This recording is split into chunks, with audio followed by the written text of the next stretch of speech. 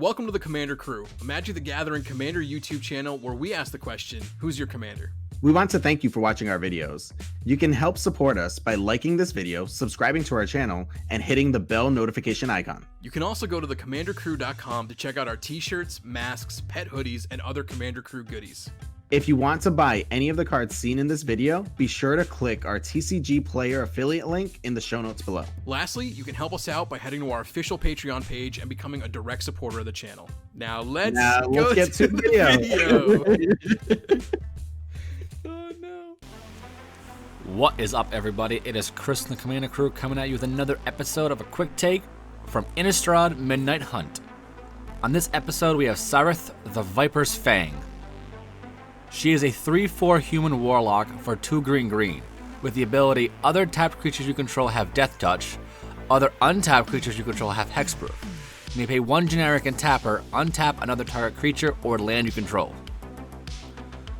This is pretty awesome. It gives a little more swing to the overall flavor of Deathtouch in general. It is pretty awesome if our creatures are attacking, they have Deathtouch, and if they're just sitting there waiting for the defense, they have Hexproof. That's a pretty awesome ability. And the fact that it can untap another target creature or land is pretty insane. With Saryth, we will combine Deathtouch Tribal with Mono Green Stomping. Since Saryth can untap either a creature or a land, it allows to have massive mana ramp options, leading to massive creatures. Untapping and tapping creatures and lands is a big staple in Commander.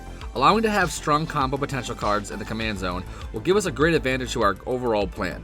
Similar decks to look into to have an overall baseline of where you want to start would be Amara, Soul of the Accord, and Finn the Fangbearer. Amara is a lot about just untapping and tapping creatures overall multiple times, and Finn the Fangbearer is just straight up Deathtouch Tribal. With these two, we can get an overall understanding of where we want to start the deck. Now let's go over the cards we want to include in this deck.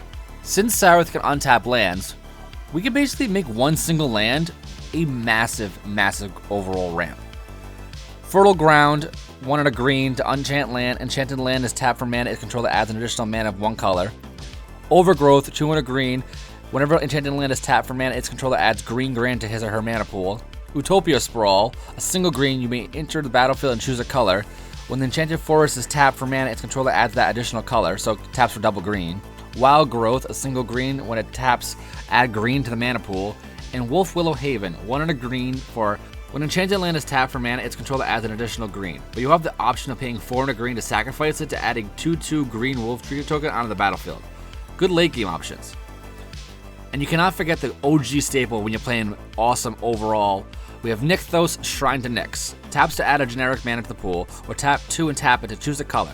Add to your mana pool an additional amount of mana that is equal to your devotion to green.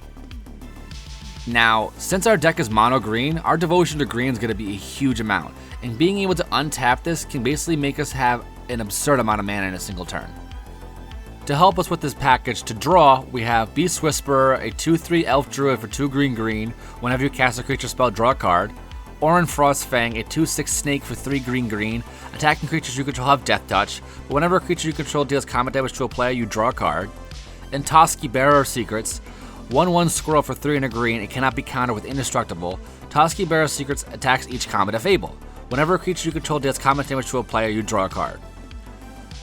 Since our attacking creatures are going to have Deathtouch on them, this is basically going to allow our creatures to get in far more effectively, and being able to draw those cards can help us out a lot. Since we want to get the overall best value out of our commander and our creatures having Hexproof at the end of combat, we have a bunch of cards to untap tons of creatures. Awakening, 2 green at the beginning of each player's upkeep, untap all lands and all creatures. Yes, this affects our opponents, but our creatures are now going to be Hexproof every single turn. Mage Right Stone, 2 generic, pay 1, untap target creature that has an activated ability in it. Puppet Strings, 3 generic, pay 2, you may tap or untap target creature. Quest for Renewal, 1 and a green. Whenever a creature you control becomes tapped, you may put a quest counter on it. And as long as there are 4 more quest counters on it, untap all creatures you control during each other player's untap step. Korean Ranger, single green for a 1/1 Elf Ranger. You may return a forest you control to its owner's hand and untap that creature. You may activate it only once a turn. Scrib Ranger, 1 and a green for a 1/1 Fairy with Flash, Pro Blue, and Flying. Return a forest you control to its owner's hand, untap target creature. Seedborn Muse, a absolute staple in Commander. 2/4 Spirit for 3 green, untap all permanents you control during each other player's untap step. Secret of Skybreak, a 2/1 elf for 1 green, tap it to untap target creature. In 1000-Year Elixir 3 generic, you may activate abilities of creatures as though the creatures had haste, but now you have to pay 1 and tap it to untap target creature. For even more protection, we have Archetype of Endurance, 6 green for a 6/5 boar. Creatures you control have hexproof. Creatures your opponents control lose hexproof and cannot gain or have hexproof.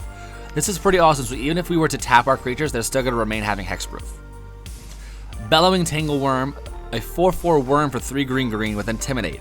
It also has other green creatures you control have Intimidate, which means it cannot be blocked except by artifact creatures and or creatures that share a color with it. Now yes, green is a big staple in Commander overall, but having this option on top of it can absolutely help us out a lot. Dolmen Gate, 2 generic, prevent all combat damage that would be dealt to attacking creatures you control. Since we're going to be attacking tons of this deck, Dolmen Gate is going to help us out a lot. And then Vigor, a 6/6 elemental incarnation for 3 green. Trample. If damage will be dealt to another creature you control, prevent that damage and put that many 1/1 counters on that creature for each 1 damage prevented. It also has this shuffle ability. If it's put in the graveyard from anywhere, shuffle it into its own library. That way we don't mill ourselves out. But this definitely helps out because if we're going to swing in, potentially at some point our creatures will be blocked, and this gives us the ability to make them even bigger after combat. Lastly, we have some extra great value. Bow of Nylea, 1 green, attacking creatures you control have Deathtouch, just an extra ability on top of it really helps out. You can also pay 1 and a green to tap it, put a 1/1 counter on target creature. It deals 2 damage to target creature with flying, or you gain 3 life. Or put up to 4 target cards from your graveyard to the bottom of your library in any order. Definitely can help out because it's an overall utility card. Pretty awesome. Cryptolith's Right, 1 and a green. Creatures you control have tap to add mana of any 1 color. It's pretty cool. So potentially you can have extra combat tricks and steps from there. It's pretty awesome. Patron of the Orochi, a 7/7 spirit for 6 green. Snake Offering. You may play this card from anytime you would play an instant by sacrificing a snake or paying the difference for the snake. Not necessarily a big thing in this deck, but could actually happen. But as tap it, untap all forests and all green creatures. You can play this only ability once. Again, you can technically do this and untap all your creatures. That's pretty awesome. Next is Selvala, Heart of the Wilds, a 2/3 elf scout for 1 green. Whenever another creature enters the battlefield, its controller may draw a card if its power is the greater than each other creature's power. Now since we can play tons of mana spells, we can potentially get this to go off multiple times. Pay green and tap it to add X mana in any combination of colors, where X is the greatest power among creatures you control. Partner this up with our commander, we can be adding an absurd amount of mana. And then lastly, since our tap creatures now have Deathtouch, we have Thornbite Staff and Viridian Longbow. Very similar cards. Thornbite has equipped creature has paid to it. This creature deals 1 damage to target creature. Whenever a creature is put in the graveyard from play, untap that creature. So now we have the ability to kill over opponent's creatures. And Viridian Longbow, equipped creature has simply tap it to deal 1 damage to any target. And again, just killing off all our creatures on the opponent's side. It's pretty awesome. And that is my quick take on Saryth the Vipers Fang. Definitely seems like a bit me overall, put this in the 99 with some basically just Prodigal Sorcerers and a bunch of other just pinger effects. But again, we're playing mono green, so you gotta put some focus on that. Now, how would you build this deck out? Would you put it in the 99 or would you build around her? I'd love to hear in the comments down below. Again, my name is Chris in the Commander Crew. Thanks for watching. Please remember, hit that bell notification for future videos, like and subscribe if you haven't already. Peace.